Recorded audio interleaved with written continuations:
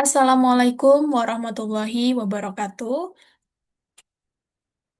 Selamat pagi, teman-teman semua. Baik, di video kali ini kita akan mengenal sekaligus mempelajari berbagai macam teori bahasa dan teori-teori belajar bahasa. Seperti itu. Oke, mungkin langsung kita masuk ke materi yang pertama. Nah, di sini ada teori bahasa.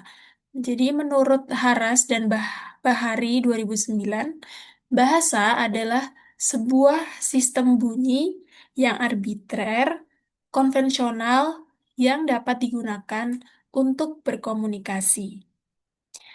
Kemudian menurut David dan Henley tahun 2006, dalam Nurmanzah 2017, menjelaskan bahwa bahasa merupakan pesan yang disampaikan dalam bentuk ekspresi sebagai alat komunikasi pada situasi tertentu dalam berbagai aktivitas. Itu. Nah, kemudian untuk kita lebih memperdalam nih tentang teori bahasa, kita bisa langsung melihat ke contoh-contoh penerapannya nih dalam kehidupan nyata kita. Oke, bahasa sebagai sistem bunyi yang arbitrer, artinya bahasa tidak memiliki hubungan yang logis antara kata dengan makna yang dilambangkannya. Nah, contohnya seperti apa nih, gitu kan? Nah, contoh kali ini itu adalah pada kata meja dalam bahasa Indonesia merujuk pada benda yang memiliki kaki dan digunakan untuk meletakkan sesuatu di atasnya. Tidak ada hubungan alami antara bunyi meja dengan benda tersebut. Jadi sifatnya suka-suka atau bebas saja dalam menamakan sesuatu atau melambangkan sesuatu. Contoh lain, dalam bahasa Prancis, benda yang sama disebut dengan la table atau une table, dengan bunyi yang berbeda tanpa hubungan alami dengan maknanya. Baik, selanjutnya, bahasa sebagai sistem bunyi yang konvensional dapat dicontohkan pada contoh berikut ini ya. Yang pertama, masyarakat pengguna bahasa Indonesia telah menyepakati menggunakan bunyi atau kata meja untuk merujuk pada ciri-ciri benda tersebut. Penutur bahasa Prancis menggunakan konvensi bunyi table sebagai penanda objek yang sama, yaitu meja dalam bahasa Indonesia. Nah, memasuki topik yang berikutnya nih, teman-teman.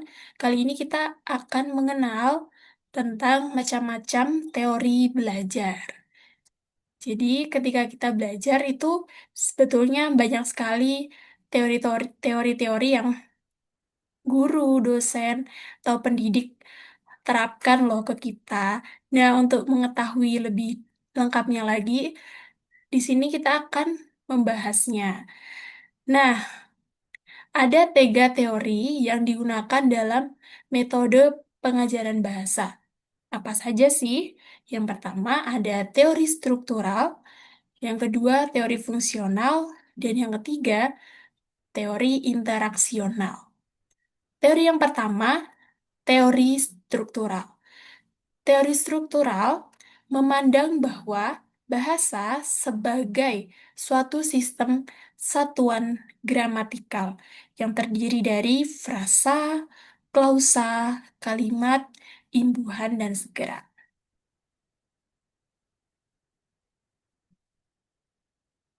Nah, contoh bahasa dalam satuan gramatikal nih, teman-teman, atau frasa, itu sangat simpel dan kita biasa pakai dalam kehidupan sehari-hari.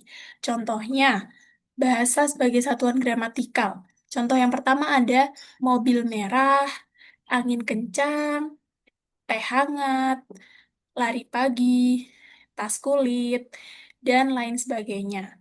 Mengapa demikian? Karena Frasa sendiri merupakan kumpulan kata yang tidak memiliki subjek dan predikat. Jadi teman-teman bisa mungkin kebayang gitu ya, mau membuat frasa apa. Random banget misalkan, meja hitam, kucing berbulu, ataupun cermin hijau. Itu juga bisa banget teman-teman. Oke, selanjutnya penggunaan bahasa di dalam klausa. Nah, contohnya adalah sebagai berikut. Mobil merah itu milik Ibu Sari. Kucing itu tertidur. Nenek sedang menyiram tanaman. Ibu membaca buku.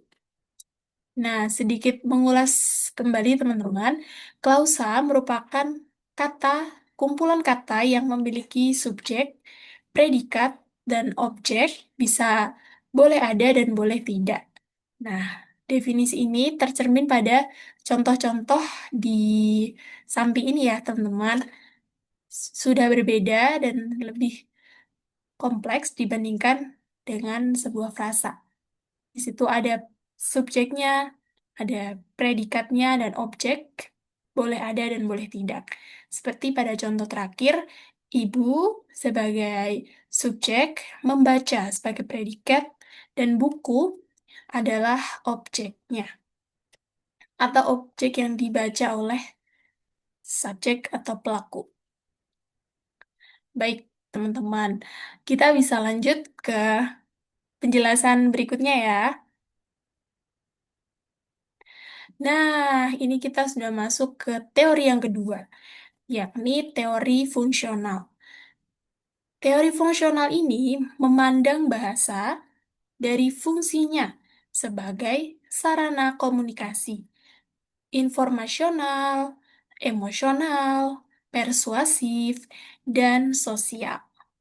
Nah, menarik ya teman-teman, fungsi bahasa itu gak cuman untuk kita berbicara saja ya. Ternyata lebih dalam lagi tuh apa ya dikategorikan fungsinya sendiri-sendiri nih, teman-teman.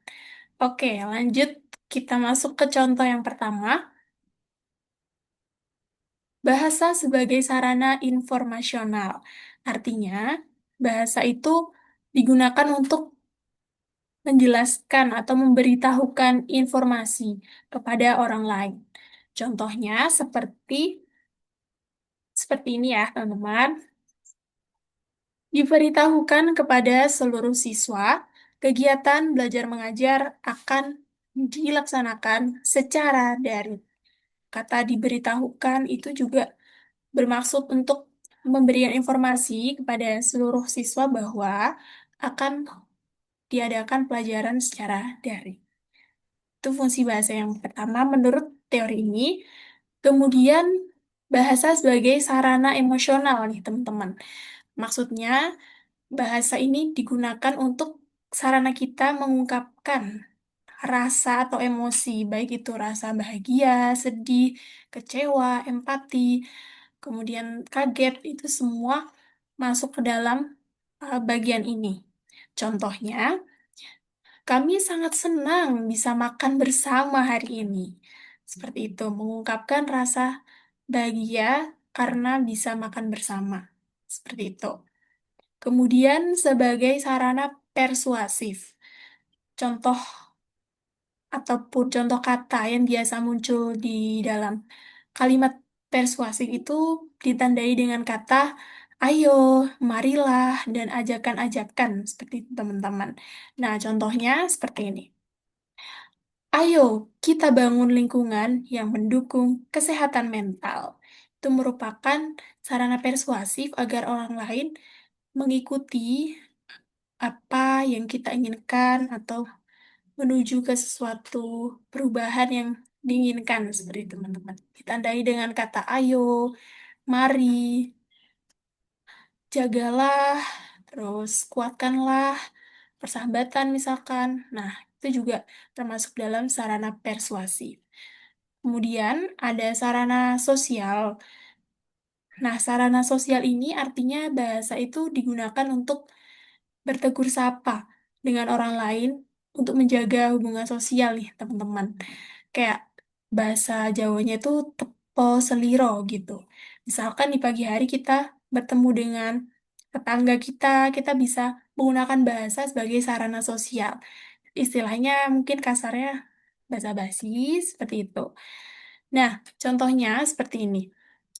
Selamat pagi, mau pergi kemana, Pak? Mau pergi ke pasar, Bu? Ataupun bahasa daerah kayak monggo, Pak, kayak gitu. Itu juga termasuk sebagai sarana sosial. Memasuki teori yang ketiga, yaitu teori interaksional. Teori ini memandang bahwa bahasa sebagai sarana untuk mewujudkan hubungan interpersonal sebagai kinerja sosial, transaksi antar individu dan masyarakat. Nah, garis bawahnya itu hubungan interpersonal, kemudian ada kinerja sosial, transaksi antar individu, dan juga masyarakat. Memasuki contohnya nih teman-teman, supaya kita lebih memahami dan ada gambaran tentang teori fungsional interpersonal ini. Itu yang pertama, tadi ada bahasa sebagai sarana interpersonal. Tujuannya ini untuk lebih mengenal, lebih mencurahkan empati secara personal diri kita dengan orang lain nih teman-teman. Nah, contoh pertanyaannya itu bisa dimulai dengan kata dengan kalimat berikut. Bagaimana kabarmu hari ini? Dan juga untuk menunjukkan empati kita bisa bilang kayak jangan ragu ya, semua masalah pasti ada jalan keluarnya. Itu juga bisa menjadi contoh bahasa sebagai sarana interpersonal. Jadi kayak hubungan kita dengan orang lain, tapi yang lebih dalam lagi. Begitu. Kemudian sarana kinerja sosial. Nah, dalam sarana kinerja sosial ini, bahasa digunakan untuk mungkin mengawasi atau meningkatkan atau menjadi alat komunikasi untuk kinerja sosial atau kinerja bersama. Contohnya, sebagai berikut, kita bisa rapat online untuk mengoptimalkan waktu di minggu ini. Atau mohon kerjasamanya ya teman-teman supaya proyek kita bisa berjalan dengan lancar. Nah, kenapa disebut kinerja sosial? Karena di situ melibatkan kerjasama untuk meraih tujuan bersama. Jadi tidak hanya satu atau dua orang mungkin, tapi yang lebih besar lagi dan digunakan agar tujuan bersama ini bisa tercapai. Itu. Dan yang ketiga, bahasa sebagai sarana transaksi dengan masyarakat. Nah, untuk transaksi sendiri banyak sekali ya teman-teman. Mungkin ada transaksi jual menjual di pasar maupun di dalam gedung, di dalam ruangan yang ber-AC itu juga bisa digunakan bahasa ini. Contoh yang saya cantumkan itu adalah sebagai berikut. Silakan Pak, formulir berikut harap diisi sesuai data yang tertera. Misalkan, contoh lain, misalkan dalam transaksi di pasar mungkin, kita bisa bilang, Bu, saya pesan ayamnya 10 kilo, diambil nanti jam 11. Misalkan seperti itu. Oke, baik teman-teman, sekarang kita sudah masuk ke teori belajar. Jadi setelah kita tahu apa itu bahasa, kemudian teori-teori tentang bahasa itu apa saja, tadi ada 3.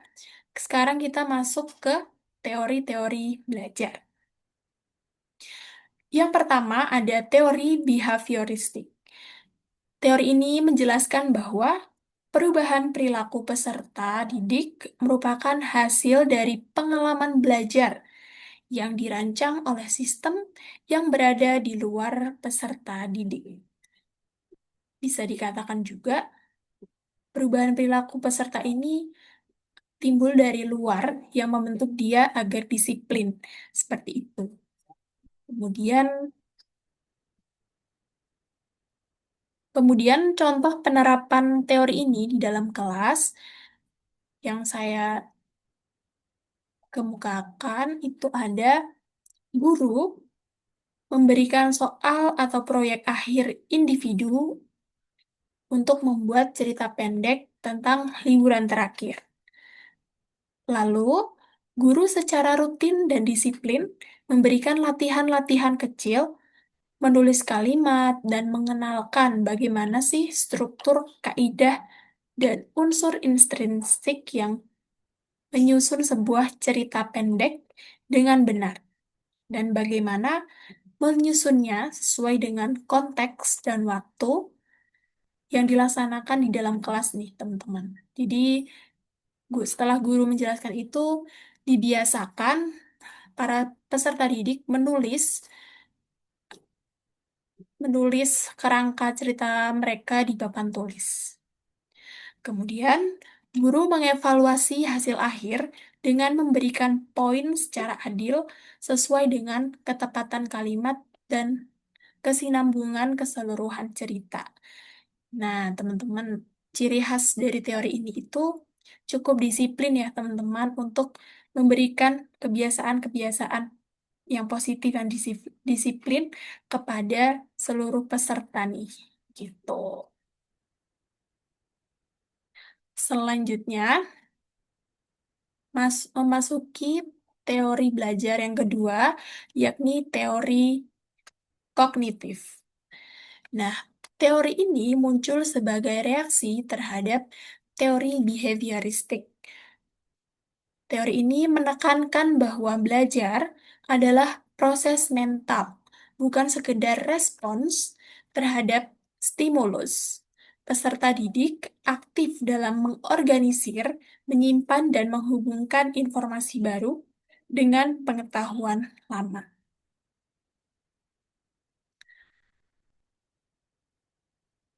Baik, untuk lebih jelasnya lagi, kita akan melihat ke contoh teori ini ya, teman-teman, jika diterapkan di dalam kelas. Salah satunya itu dapat berupa guru menyiapkan materi dasar tentang kata kerja dalam aktivitas sehari-hari. Kemudian, mengenalkan atau memutarkan satu video pendek tentang aktivitas remaja. Setelah itu, peserta didik diminta untuk mencocokkan dan menganalisis kegiatan yang ada di video. Apakah itu saja? Tidak. Di akhir, peserta didik dibebaskan untuk mengeksplorasi dan menuliskan kalimat-kalimat atau aktivitas sehari-hari sesuai dengan versi diri mereka masing-masing. Seperti itu. Dalam teori ini, lebih menggabungkan beberapa sumber supaya mereka, para peserta didik, bisa merasakan pengalaman belajar yang lebih dalam dari versi mereka masing-masing. Begitu. Kemudian ada teori belajar konstruktivisme.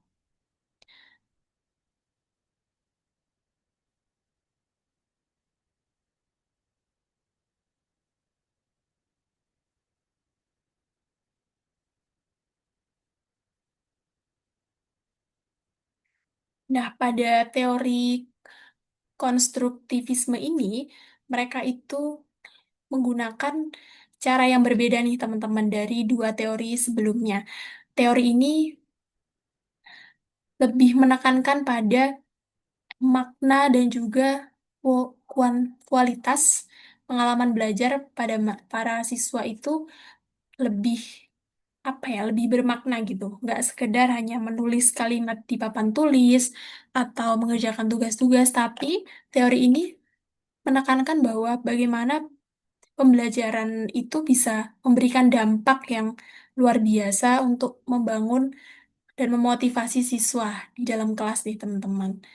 Jadi bukan hanya sekedar diberikan soal, diberikan tugas, tapi tugas yang bagaimana nih yang bisa memotivasi mereka, meningkatkan apa namanya daya pikir mereka. Nah, untuk contoh penerapannya juga dia ada sedikit perbedaan nih di akhir. Oke, kita simak terlebih dahulu ya, teman-teman.